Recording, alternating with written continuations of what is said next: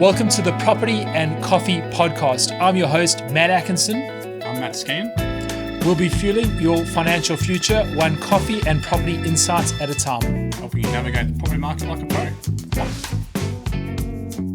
Hello, and what a pleasure it is to have your company on the Property and Coffee Podcast, where we are going to be fueling your financial future with one coffee and property insight at a time. I'm your host, Matt Atkinson, joined by my co-host, Matt Skehan. Matty, welcome. How are things going? Yeah, great, Matty. Can't complain, mate. So another good day in Melbourne. So yeah, great to be here and chatting to our listeners again, and hopefully bring some great insights today. So perfect. Well, summer is in full flight. Second episode for 2026. Let's get into it. So today we're going to be touching on a few things around barbecue chat, what's been going on, what we're hearing in those social circles. We're then going to be dialing in with an expert, Wouter van Heerden. He's a Melbourne-based staffing solutions provider, and it's a company which provides a huge support into the Australian property industry. We'll also be understanding a bit more on his journey from South Africa to Australia and his involvement, and hearing a bit more around, the differences around coming into the country and buying some property in Oz. We'll then just be wrapping up a couple of key takeaways and closing out the episode. So, Maddie, first up, let's get into it. What are we hearing in the social circles around and about in Bayside? yeah, mate. So some of the barbecue chat at the moment. So obviously one of the focuses that we're going to discuss today is around investor lending. So as you know, from Cotality data, investment lending's been up 17.6% over the quarter, and for the year as well, similar numbers to a total of almost $40 billion, right? It's a big number, 40 billion. So what do you make of this, increase in investor lending over last quarter, last year? Is that good for the Oz market, or what's your take on the data being up on the investment side? Yes. Well, firstly, just some markers there. So it's the highest level since 2016, and typically well above what we'd see from a national average perspective. So, maybe starting off as investors, typically you want to invest in markets where your money will be safe and you're potentially going to get a reasonable return for the risk that you're putting in. And Australia for a number of years has obviously been a country of choice in terms of where people want to invest, and our housing market is one that's well known, where the lucky country typically that just has a good steady growth path, and people want to put some money. So from our side, it's a good story in terms of that money flowing in, and one would like to think there's, on the back of some volatility on years gone by, that people are seeing it as a safe place where they can put their money in, look to invest in property. And look, there's some people might see that differently, where people look at it and say we're being priced out the market, and that we must also remember that investors come in, they also take some risk around actually building and developing houses, whether that be call it your standalone houses or units or apartments. So they're also putting money into the country to help us develop and also increase our supply of properties for people that may want to come here and rent it out. We also previous episodes touched on migration and how the fact that we need people in the country, but we also need to find appropriate accommodation for them when they're coming in. So I might just touch on our favorite state, Victoria, just zeroing in here and put some numbers in terms of what you highlighted. So Victoria, as an example, is it about the investor lending percentages? This is about 33.9%, which is higher than our 10-year average. We're seeing across the board, so Victoria is sort of tracking, we call it in the middle of the pack, if you will, but there's some really other states which are shooting the lights out. Like we look at the Northern Territory, that's up at 48%. So one and two almost, yeah. Again, and in our previous episode we touched on when we were looking at rental yields and rental rate rises, there's obviously been growth in those markets, and we can see how investors are piling in there. We also look at Western Australia is tracking also above about 38%, which and above their 10-year average. So we're also seeing investors piling in where there's reasonable returns, and looking obviously to make sure that they can see some value and ultimately get a return on their investments. 2026, it'll be interesting to see how this journey tracks. and we'll watch how that journey unfolds throughout the year as as the year gets into full swing and everyone gears up, and we sort of really see everyone sort of get back and full steam ahead, probably from the end of January, and they're back from their summer break and after Australia Day, hey? So when things kick back into gear, so that's it. And look, let's get a bit more granular here in terms of, I'd like to know, if we have a bit of a look back around. Just in terms of what you're seeing on the ground, so from your perspective and what you've been buying. Firstly, inquiries that come through the door, so people that are looking to buy in Victoria and the corridor that you predominantly sort of focus on. What are we seeing that from an investor perspective, like as a percentage of your total inquiries that are coming in the door versus people maybe that already live in the States and maybe just looking to buy a house to live in?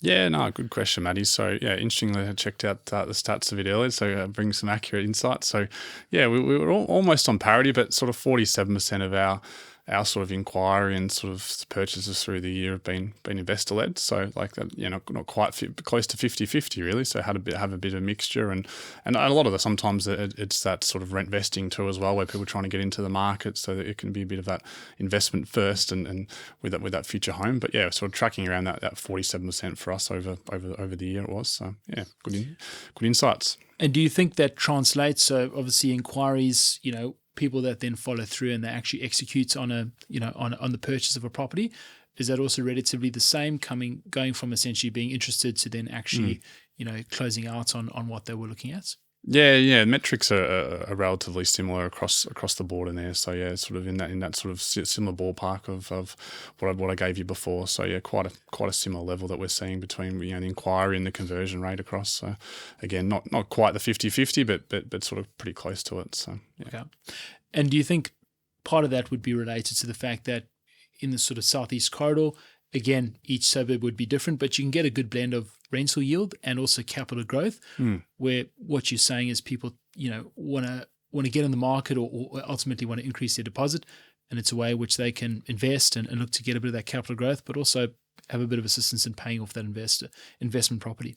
Yeah, correct. Is that it's our clients are a combination of we said obviously it's the home buyers in different phases, upsizing, downsizing, or right sizing, whatever you want to call it, and yeah, as said, the investors who are either interstate, who we've had increased inquiry out of those sort of northern states, Sydney and things in particular, even a little bit out of Brizzy, and then obviously the local buyers who just want to get a foothold in the market and get somewhere. Might not be the dream spot, but just getting in that market and making sure that they can get that capital appreciation and don't get priced out of it in the future. So, and there's some good grants, as for the home buying side, but just the investment side, people just want to get in and while they can. So perfect. Well, the year is still young, but we'll definitely look back on 2026 and be interesting to see how we've benchmarked once we've had a full 12 months of purchasing in your world. 100%. Look forward to it. So, Matty, APRA are looking to tighten and impose a 20% limit on high DTI or debt to income ratios for new loans. So can you please break that down for us a bit more? Obviously, there's a few big words in there, and just for the layperson, what does that mean? How does that impact the person on the street? Yes. So let's break down what DTI is firstly, and then we can step into what what APRA is referring to them. So DTI now, or debt to income ratio. So you often hear that sort of bandied around with lenders as a financial metric. All that's really saying to you is it's really what is your debt relative to your gross income. Mm-hmm. So typically, and this would obviously differ slightly on factors such as rates because of servicing and that, but lenders will look and say typically people they'll lend to someone with a DTI of, call it 6 as a top cap. Mm-hmm. Look, depending on different investors and experts, etc., that will change. But for most people, your DTR that people refer to, you'll lend up to with a cap of 6. What this ultimately means is, if you've got a lower DTR, it means you've ultimately got more disposable income to meet your debt obligations. If your DTR is a bit higher, obviously your risk if, let's say, rates rises, your debt becomes more expensive, you've probably got less capital available in order to meet it. So it's a metric lenders are aware of, and as brokers, we also have a look when we're putting together deals that we should be aware of, and something that is talked about. So maybe to bring it back to what APRA is referring to. So they've come and they've essentially, from February, putting on a cap to say 20% of new investment home lending for institutions. They want to limit lenders to that of where there's a high DTR. So typically 6 and over. Mm-hmm. So this is something that's imminent around coming in, but to break it down at an overall level, that 20%, we probably that would probably be really sort of experienced investors would be operating at that level or above. And to be honest, if we look at the market collectively, I think the most recent figures, we're probably in that 5 to 6 band, relatively speaking to that 20%. So at a whole level, we're probably not close to that being hit. APRA has highlighted, though, that there's been a bit of an uptick in certain months. And probably a point that I wanted to make here, which again, like when we look at any suburbs, you need to dig a little bit deeper. Mm-hmm. So if you think about the person's investment journey and where this might impact certain lenders is, you'll start out potentially, and we're going to ignore sort of getting into structure and complex sort of structures here, but you might go to the NAB, CBA, get a loan through them. You might do that for, let's call it your first 2 or 3 properties. And then what may happen, provided everything is equal, you may then run into some servicing issues or things a bit tighter. So you might be looking to consider different lenders where servicing, depending on what income you earn or how they look at expenses, rental income, etc., they might have a bit more of a favorable view. Or maybe the assessment rate, which is the buffer we typically put in to stress test your loans, is a bit less. And you can, your borrowing capacity can increase. Mm-hmm. That also changes depending if you're self-employed or business owner around, how your income can stack up. So what tends to happen, though, is, you might start off with a first-tier lender and then work your way down. But the person or the lender that might be doing the 4th, 5th, 6th, or 7th property for people might be going to the same lender. So although at a high level we look and we say, well, that APRA bandwidth isn't, necessarily super close, what we might find is there might be a small concentration of lenders where, that 20% of new home loans, they actually might be exceeding that or might be close to that barrier. So what APRA is really doing is, if we look on a whole, it might not be, sort of having a huge impact on the market and when people look at it just on a high level data perspective. But what we may find is they're looking to tighten up that investment risk on lenders which would typically pay in that space. Okay. So look, there's more to come out here, and it's something that's obviously made the news around APRA's making some changes, but probably in the back end of 2025, people were trying to work around what impact is there. So, and ultimately, it was sort of very much it's coming in. We don't see it as an issue now, but obviously APRA's aware and they're throwing caution to the wind that they want to watch the space. Whereas, from our standpoint, it seems that this is probably going to be more in that space, in that 2nd and 3rd tier lender where they're picking up the risk because their policies might allow people to step into that next property. So we'll watch the space. We'll see how this develops. And I'm sure we'll hear more about it throughout the year as the year progresses. Cool. Thanks, Manny. Thanks for your insights. Wouter, welcome, and thank you for joining us on the Property and Coffee podcast. Yeah, thanks, Matt. And Matt, it's great to be here. Thanks. So, Wouter, what's your favourite coffee drink, and where in Melbourne can we find you with your favourite brew? All right. So our offices are just in Carnegie. Lots of coffee options around.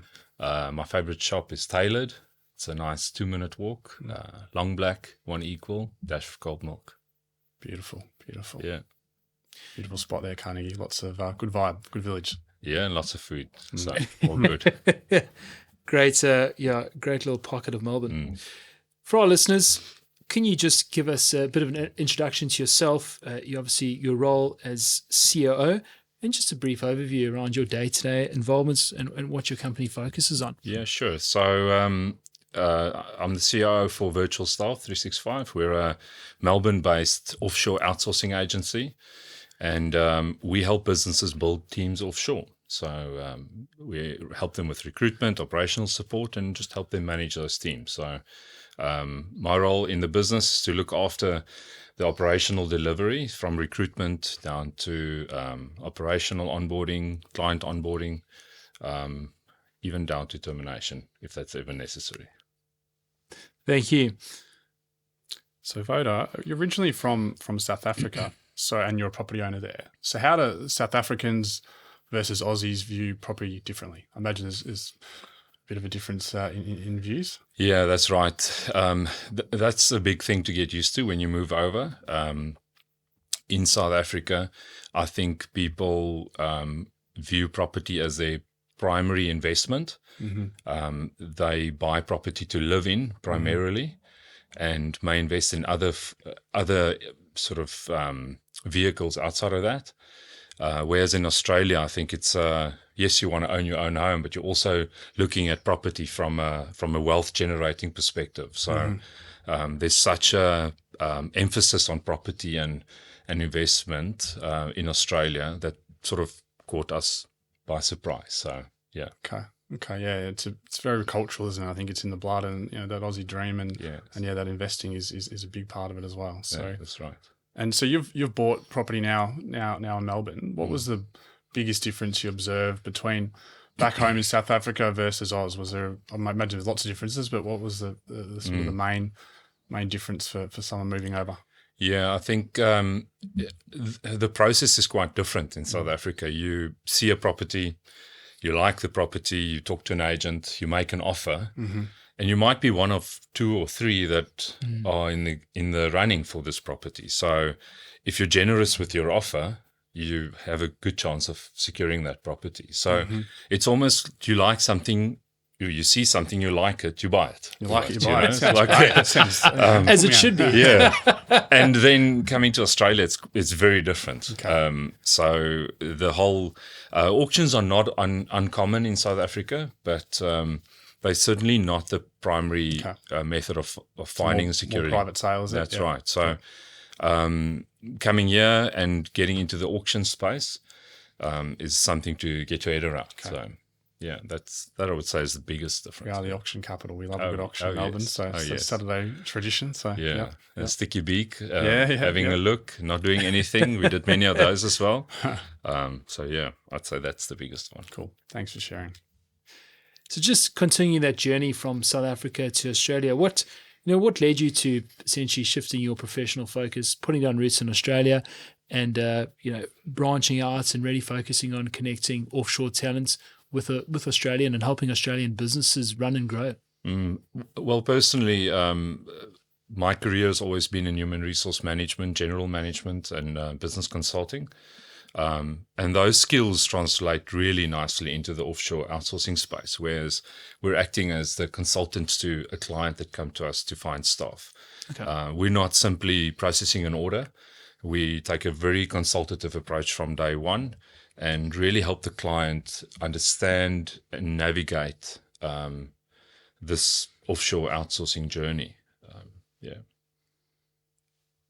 So back on that theme again, moving over from South Africa, obviously Australian property prices are very expensive, but I suppose interest rates are relatively lower on the scale. But what with that conversion as well, what sort of, why do you think it's important to get professional help or guidance or have some advisors on your side when you're making such a big decision and moving from a foreign country? Why is that important?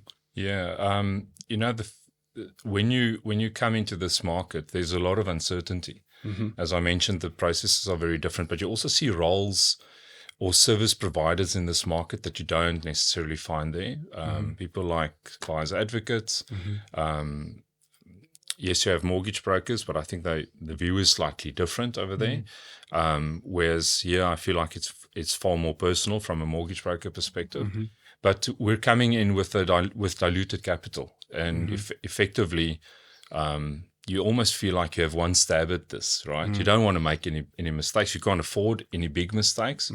So for us, it was very important to partner with professionals that know the landscape, that understand the risks and understand our needs as well as a family and a potential property owner at the time.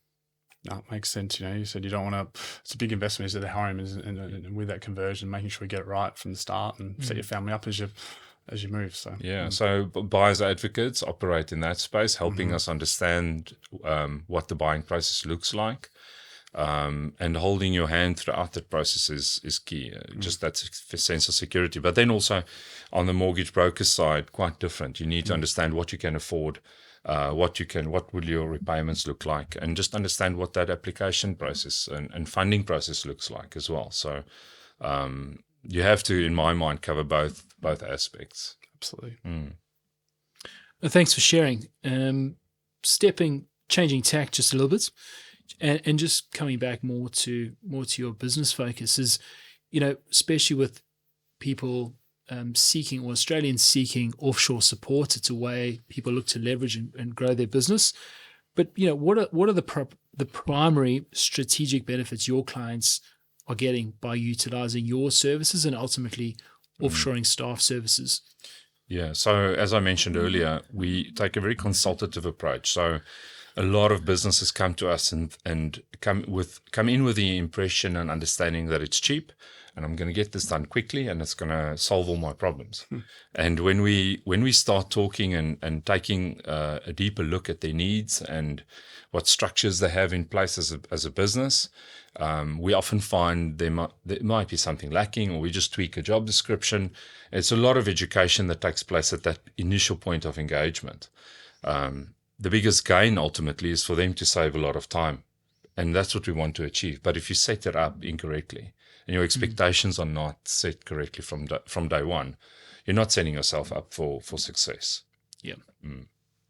Communication, expectations. I think it's key with everything, isn't it? Really. So, what sort of non-administrative value-add tasks are your clients successfully having their offshore staff take on that can, I suppose, leverage that time and supercharge the benefit of having some support and that remote support that you guys can provide?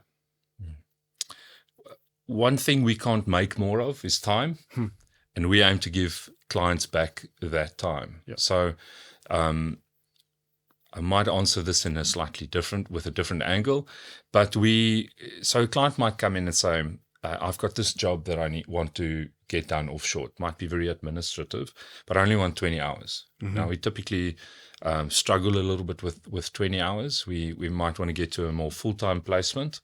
But we look at managers in the business and say, where are those managers being underutilized, and how can we better use their time and resources onshore? And then we take roles or tasks away from them and group that. As long as they're within the same scope of work, it makes sense. So we're effectively trying to give clients back time. Now, when you take the time view on it, it's really the value add happens onshore, right? In the first instance. And then secondly, yes, there are some specialist roles that you can bring in, people that can build relationship with your clients when you're not there, when you're on the road, or when you set them up in such a way that they can run on their own with reasonable oversight and engagement. That's where you really see the value being added, is when you're almost stepping away and you've settled them into their roles and they're functioning with some form of autonomy, that you can see, okay, well, now I can focus on more valuable tasks. Yeah. No, makes sense. Yeah, thanks. Good sharing. When anyone's looking to expand their business team, you want to make sure the person's coming in, you can integrate them well, and ideally get them up to speed and a fully functioning member. With the staff that you deploy into Australian businesses, what are your checks and balances to make sure that process is as seamless as can be for that new member joining a business? So again, comes back. So we're trying to create a lot of trust, and that's our main aim, is with the client from day one. And that happens through really understanding their needs in their business, what they want to achieve, and if it's reasonable. Sometimes we say no, that we just don't think this is a suitable solution or this way of working. As much as we want to help everybody, we can't. But it's really about creating trust with the client that we are their trusted advisor, and then rolling that over into the recruitment process, making sure that the client is constantly updated with where we are in the process, what do we expect. We're learning from each other as we go through this process. We roll into operational onboarding, where we shift a little bit of trust creating with the staff, making sure that they're being open and transparent with us. And by doing that, throughout the process, everything we do is focused on open, clear communication with the staff and the client. And by being in the process and having onshore management invested and overseeing the process, I believe the client feels a lot closer to the staff, even if they're 6,000 kilometers away, in another country. So, yeah. I do feel like, COVID, as much as we don't want to see that period again, No. but I think that did open some doors with people getting used to the fact that your team members don't need to be 3 seats or 3 desks away. They can be at home or potentially in another country. And as long as you've got those guidelines set up, you can still have a really effective, working relationship. Yeah. If I can comment on that, I think one of the mistakes people make is that they think they'll come into this way of working and set people up quickly in a couple of days, and off they go and they get solutions and they get answers and the work gets done magically. It doesn't work that way. So I think people have learned through the almost new way of working post-COVID that you have to have structure when you're dealing with people remotely, and that's helped us a lot. We see a lot of managers that have now become used to this way of working.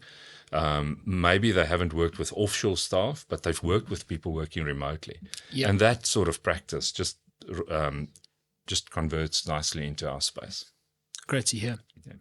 So Wouter, so how do you ensure your staff are trained and remain compliant with Australian specific requirements? And obviously there's different roles that you cover and cater for, but how do you manage that? So we spend a lot of time orientating staff on to how to work well with Australian business and managers. It's a bit of a cultural orientation. But we don't specifically train the staff in the work that they do. We go and source staff that are qualified and experienced to match the client's job description. So it really comes down to finding the right people with the right base of understanding and knowledge and experience, and then sort of fine-tuning their training in the business to your specific way of working. But because we can't know and understand how everybody works, that's for the client ultimately to handle that training piece and make sure that the staff work according to their procedures and practices. No, that makes sense. Getting the right person on the bus, I think, is the hardest thing. Yeah, that's right. Yeah, it's where our recruitment teams do really well, is matching not only skills, but also almost attitude and cultural fit to how a client likes to work. And, people are different. So it's really making that match. That's fair. I know you would have seen a number of successes, but maybe on the flip side, what are some of the mistakes or biggest mistakes business owners make when integrating an offshore team member? And, what would be your top tip around how to essentially turn that around and make it a successful team transition and provide some cohesion? Yeah, I may have touched on that already. It's about how much time you spend with staff. Most people come into this way of working and they underestimate the amount of time that it'll take, especially in the initial phases. It takes time. A lot of time. And 2 things happen if you don't spend that time. One, you don't get to really see if this person is a good fit and if they're really going to be able to reach or meet your expectations ultimately. And the other thing is it just delays your results because you're not setting them up. You're not spending the time training them. You're not helping them along. And you've got to understand they're sitting so far away, almost working in a vacuum. They can see what you show them to some degree. So I reckon that's the biggest mistake, is where people don't spend enough time or allocate enough time initially to make sure that they're setting it up for success. Invest in your people. Yeah. So moving to the technology side. So obviously with an offshore team, is there tech stack or some I suppose things that obviously you focus on that might be a bit of, I don't know, someone, if you're onshore, don't think about as much, or is it the same, or how do you see it from the technology and operational side? Yeah, look, cyber and data security is on the top of our list of discussion points as we bring in a new client. We spend a lot of time understanding the client's needs and how they, what sort of data they're handling and what they anticipate to handle offshore. Sometimes we dial it back because it's like, well, maybe that piece of the work is not suitable to do offshore. But as an agency, we provide operational support on the ground in the Philippines. So that's device support and hardware support. And we allow the client to create their IT environment to almost mimic what they're doing onshore. Integrate. With their data protection priorities in mind. So again, we can't understand everybody's risks and the type of data that the staff might be handling down the track. So we make sure that we're on the same page with that in mind. But from our side, we prioritize training in terms of data and cybersecurity.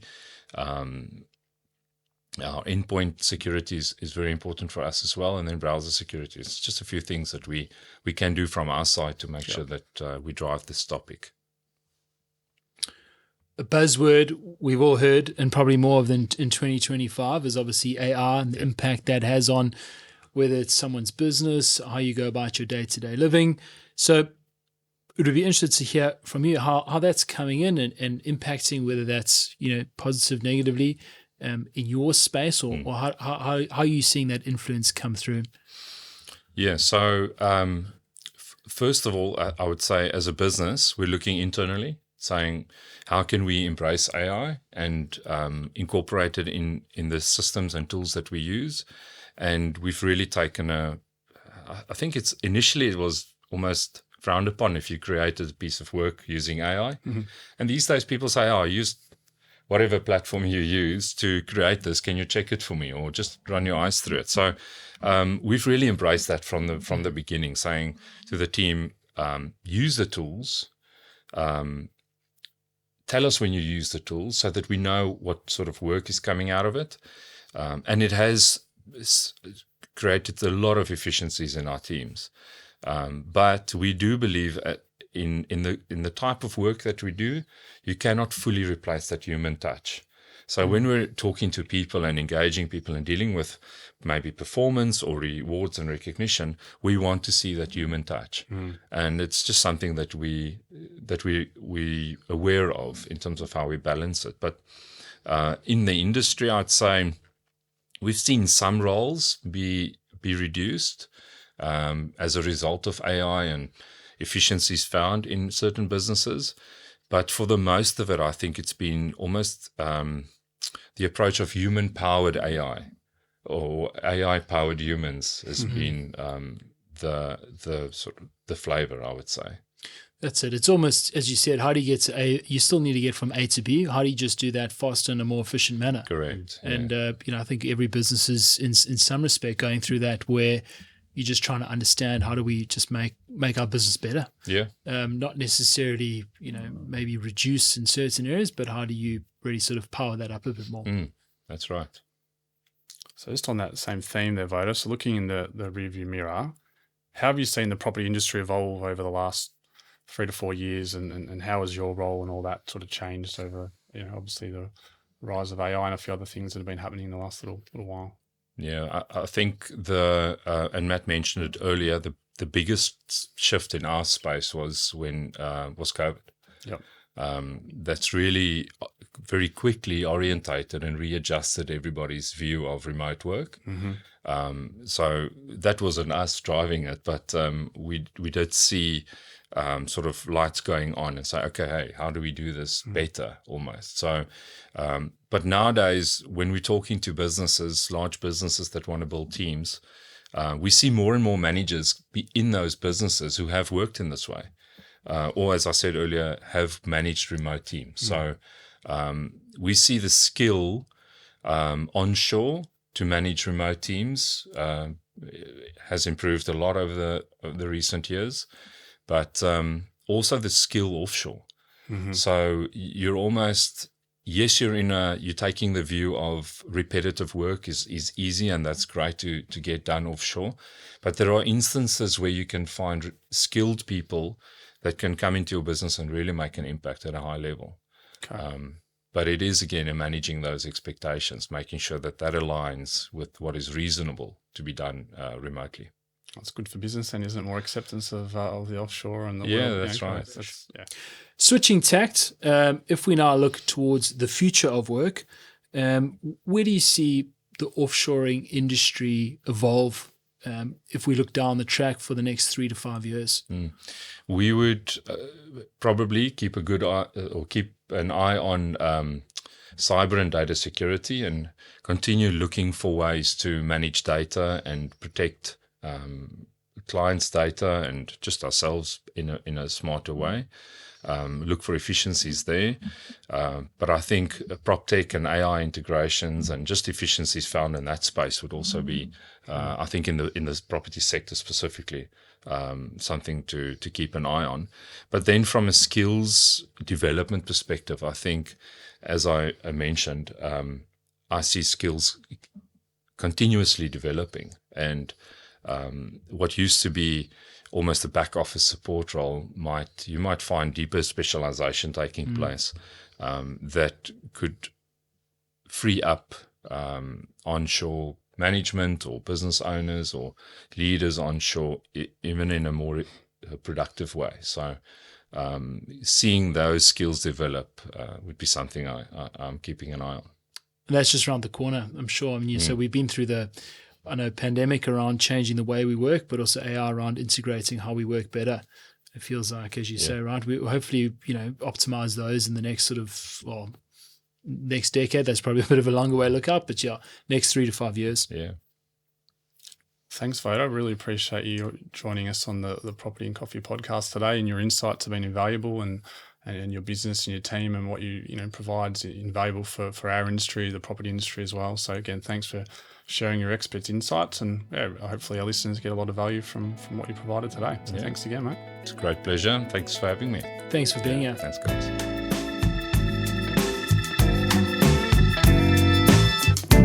If you would like to keep receiving property insights and golden nuggets from our guests, please do follow us, and you'll get the latest episode released on a fortnightly basis.